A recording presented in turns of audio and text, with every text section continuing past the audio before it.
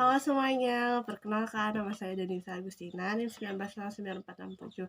Di sini saya akan melakukan pendidikan kesehatan mengenai neoplasia serviks atau sering disebut kanker serviks.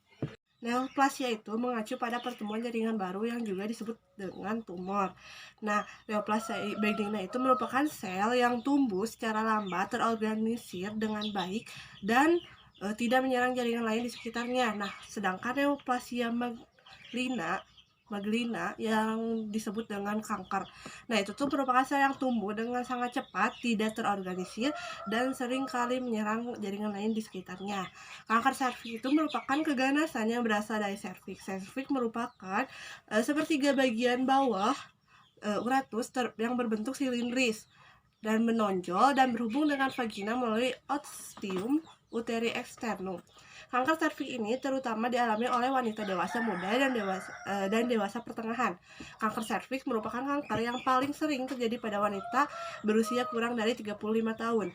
Perkembangan neoplasia ganas di serviks itu tidak menghalangi untuk hamil. Terdapat kemungkinan 1 dari 3.000 kehamilan bagi seorang wanita penderita kanker serviks, namun memberikan pengaruh yang tidak baik dengan dalam kehamilan, persalinan, dan juga nifasnya.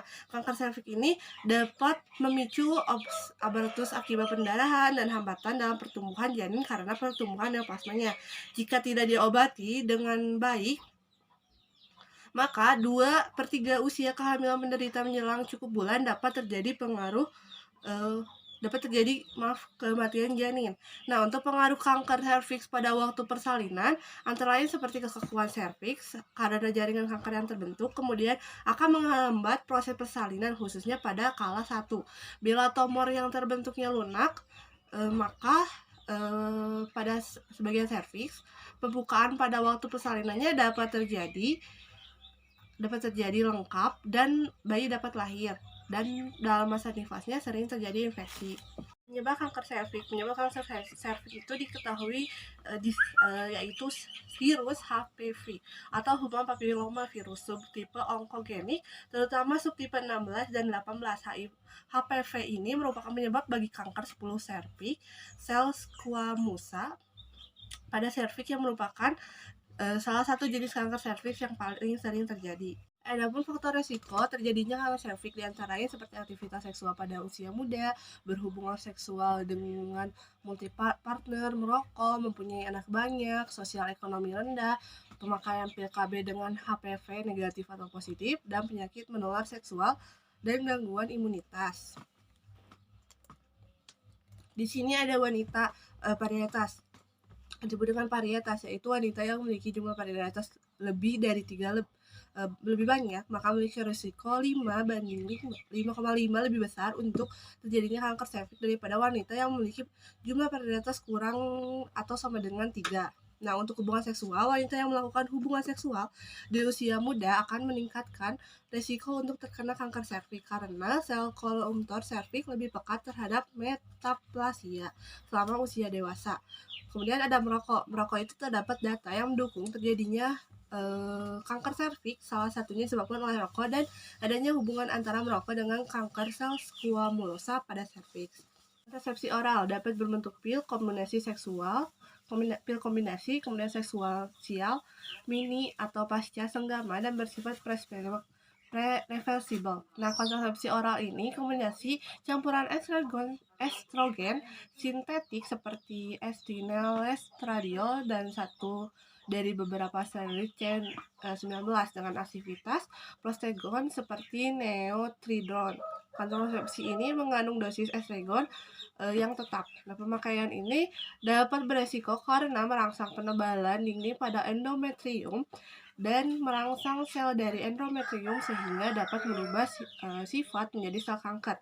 Kemudian ada usia. Perjalanan penyakit menunjukkan kasus dengan usia lebih dari 35 tahun memiliki angka yang cukup tinggi, yaitu 60,6%. Kemudian untuk riwayat keluarga serviks pada keluarga, bila seorang wanita mempunyai saudara kandung atau ibu yang mempunyai kanker serviks, maka ia mempunyai kemungkinan 2-3 kali lebih besar untuk mempunyai kanker serviks dibandingkan dengan orang yang normal. Tanda dan gejala umumnya pasien tidak merasakan gejala kanker serviks jika masih pada stadium awal.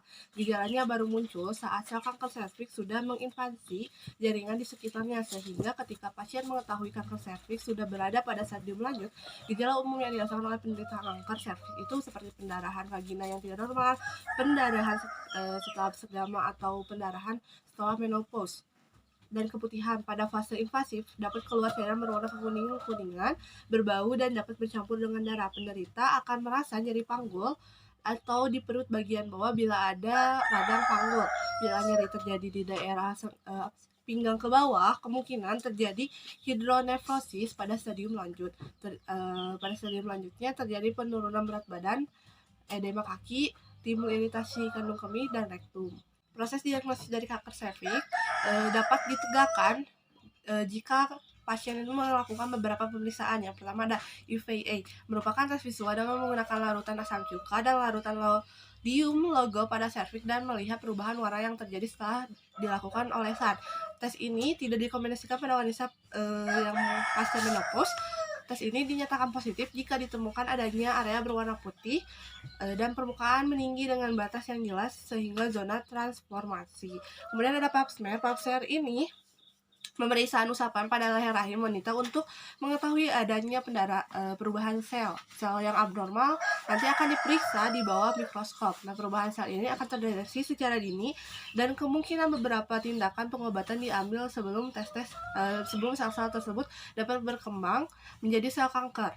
Kemudian ada uji DNA HPV yang dilakukan untuk mengetahui adanya infeksi HPV dengan menggunakan lidik kapas. Pemeriksaannya itu dilakukan dengan mengambil sampel pada bagian anus vagina dan osum serviks dengan menggunakan lidik kapas atau sikat kecil.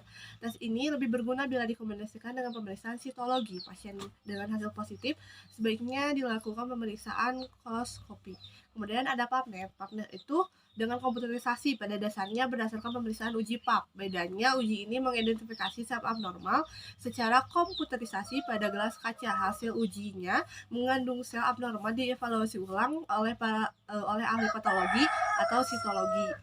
Kemudian ada kolposkopi yang merupakan pemeriksaan dengan menggunakan alat kolposkop, yaitu alat mikroskop binokuler dengan sumber cahaya yang terang untuk memperbesar gambaran visual serviks. Pemeriksaan ini dilakukan untuk melihat porsio juga vagina dan vulvanya dengan pembesaran 10-15.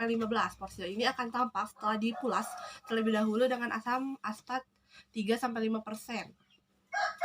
Koloskopi ini dapat berperan sebagai alat screening awal, tetapi ketersediaan alat ini tidak mudah karena mahal. Alat ini lebih sering digunakan sebagai prosedur pemeriksaan lanjut dari hasil uji PAP abnormal.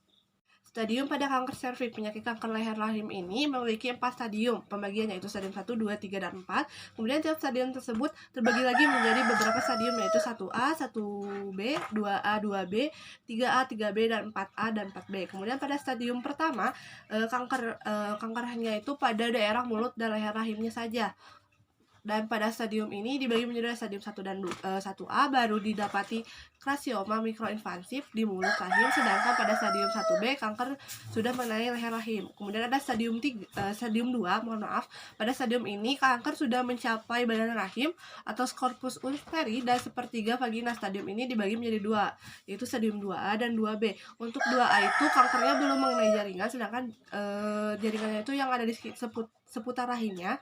Sedangkan di stadium 2B sudah mengenai parametrium. Kemudian ada stadium 3. Stadium 3 ini terbagi menjadi 2, yaitu stadium 3A yang kankernya itu sudah mencapai dinding panggul dan stadium 3B yang kankernya sudah mencapai ginjal. Kemudian ada stadium yang terakhir yaitu stadium keempat. Stadium keempat ini kankernya sudah menyebar ke organ-organ terdeteksi seperti anus, kandung kemih, ginjal, dan lain-lain. Sementara itu pada stadium 4B kankernya sudah menyebar ke organ jauh seperti hati, paru-paru, hingga otak.